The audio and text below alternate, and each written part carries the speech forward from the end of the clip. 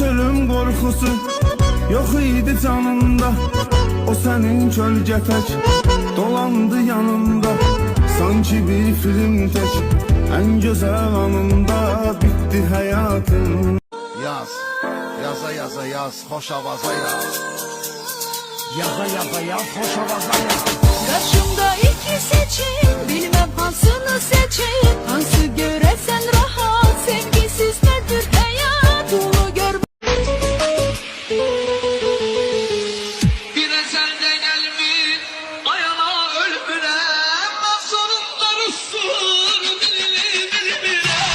Bir ezelde gelmiş. Qaranol yetdi, şəhərdə bitdi. Elə bəs getdi, uçdu.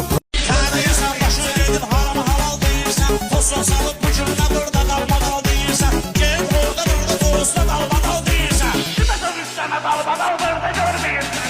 Yüzüne karda kafam göz yiyen bir yanda, Rəqiblərmə qədəmlədən biz yiyen bir yanda, dalmadal olsun.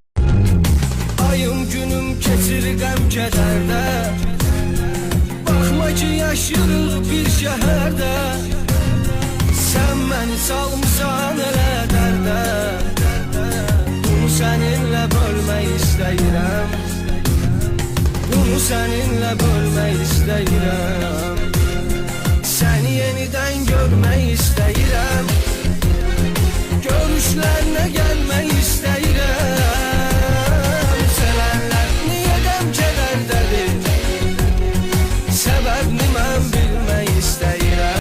Elif diye diye canını bile verdin. Adım gibi eminim ki bir gün bile Elif'i unutmadın. Bir saniye bile. Şehit lazım olanın cəhd haqqı maşını çapayda protofinə saxlamışam. Bir dənə Infinity ilə qız gəldi verdi bölmək ki, əksərini toxanlar niyə qurban olub, bu nə ol yetdidir bəzən sən.